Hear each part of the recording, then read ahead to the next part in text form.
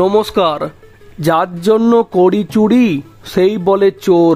2021-এর পশ্চিমবঙ্গ বিধানসভা ভোট এবং সম্প্রতি হয়ে যাওয়া 2024-এর লোকসভা ভোটে পশ্চিমবঙ্গে মুসলিম সম্প্রদায়ের অধিকাংশ ভোটটাই তৃণমূলে আসার পেছনে এই ফিরহাদ হাকিমের অবদান কোনো অংশে কম নয়। এমনকি যেদিন থেকে কলকাতা পুরসভার মেয়র করা হয়েছে ফিরহাদ হাকিমকে, ঠিক সেদিন থেকে কলকাতা এবং কলকাতা সংলগ্ন আশেপাশের মুসলিম সম্প্রদায়ের ভোটাররা মমতা রাজনৈতিক দল তৃণমূলকে আরও বেশি করে ভোট দিয়েছে। মমতার কথা অনুযায়ী দুধ দেওয়া গরু দুধ দিয়েছে, প্রয়োজন শেষ, তাই কি এখন লাথি?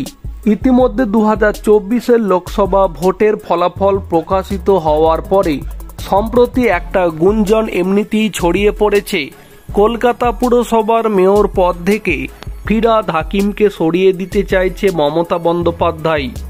এই খবর যখন সামনে আসছে তখন অন্যদিকে সুপ্রিম কোর্ট থেকে ফিরহাদ হাকিমকে নিয়ে আরও একটি গুরুত্বপূর্ণ খবর সামনে এলো।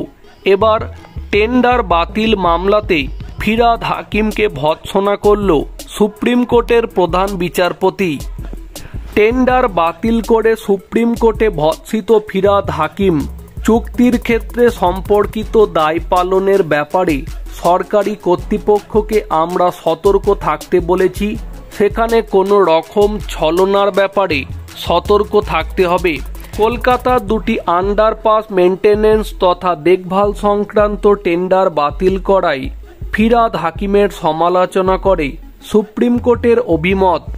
টেন্ডার অনুমোদন করেও তা বাতিল করার ঘটনাটিকে বেআইনি পদক্ষেপের ক্লাসিক উদাহরণ হিসাবে উল্লেখ করেছে প্রধান বিচারপতি DY চন্দ্রচূড়, বিচারপতি JB পারদিওয়াল ও বিচারপতি মনোজ মিশ্রের ডিভিশন বেঞ্চ।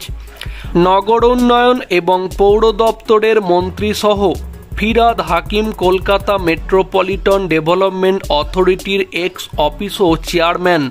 অনুমোদিত টেন্ডার 2022 সালে KMDA বাতিল করে সেই সিদ্ধান্ত কলকাতা হাইকোর্ট বহাল রাখলে সুপ্রিম কোর্টে আবেদন করা হয়। আবেদন সূত্রে দেখা যায় KMDAর কোনো অফিসার টেন্ডার বাতিলের পরামর্শ দেয়নি, কিন্তু মন্ত্রী নিজে তা বাতিল করে।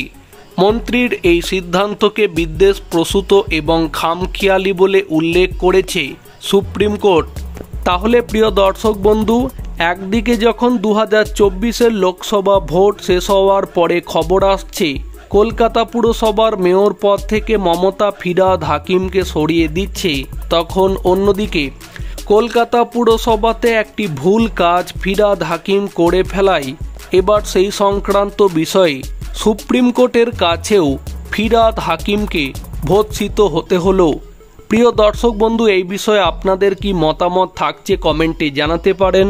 ভিডিওটিকে সম্পূর্ণ করে দেখার জন্য অসংখ্য ধন্যবাদ।